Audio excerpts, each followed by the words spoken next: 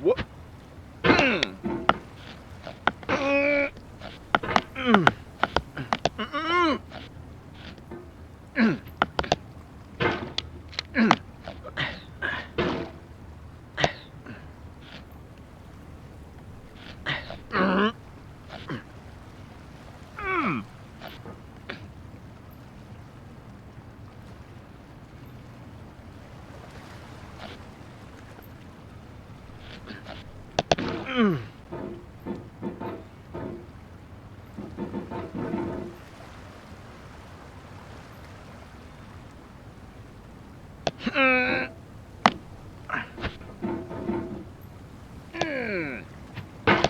There's no feeling more intense than starting over.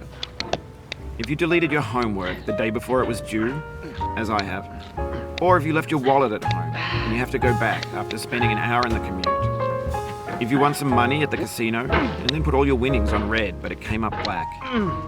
If you got your best shirt dry cleaned before a wedding and then immediately dropped food on it. If you won an argument with a friend and then later discovered that they just returned to their original view.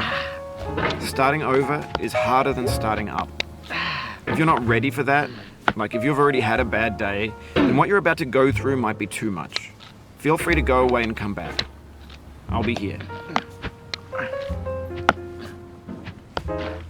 Alright, thanks for coming with me on this trip.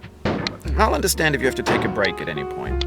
Just find a safe place to stop and quit the game. And don't worry, I'll save your progress, always. Even your mistakes. This game is a homage to a free game that came out in 2002, titled Sexy Hiking. The author of that game was Jazzuo, a mysterious Czech designer who was known at the time as the father of B games. And B games are rough assemblages of found objects. Designers slap them together very quickly and freely, and they're often too rough and unfriendly to gain much of a following. They're built more for the joy of building them than as polished products. In a certain way, Sexy Hiking is the perfect embodiment of a B game. It's built almost entirely out of found and recycled parts, and it's one of the most unusual and unfriendly games of its time. In it, your task is simply to drag yourself up a mountain with a hammer. And that act of climbing, in the digital world or in real life, has certain essential properties that give the game its flavor. No amount of forward progress is guaranteed. Some cliffs are too sheer or too slippery. And the player is constantly, unremittingly in danger of falling and losing everything.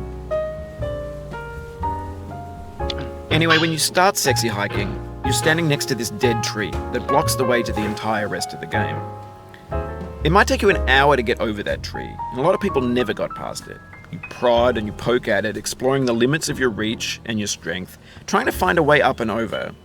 And there's a sense of truth in that lack of compromise. Most obstacles in video game worlds are fake. You can be completely confident in your ability to get through them once you have the correct method or the correct equipment or just by spending enough time. In that sense, every pixelated obstacle in Sexy Hiking is real.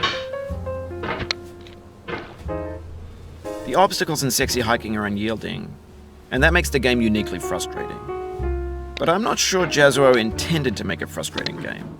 The frustration is just essential to the act of climbing, and it's authentic to the process of building a game about climbing. A funny thing happened to me as I was building this mountain. I'd have an idea for a new obstacle, and I'd build it, test it, and it would usually turn out to be unreasonably hard. But I couldn't bring myself to make it easier. It already felt like my inability to get past the new obstacle was my fault as a player rather than as a builder. Imaginary mountains build themselves from our efforts to climb them, and it's our repeated attempts to reach the summit that turns those mountains into something real. When you're building a video game world, you're building with ideas, and that can be like working with quickset cement. You mold your ideas into a certain shape that can be played with, and in the process of playing with them, they begin to harden and set until they're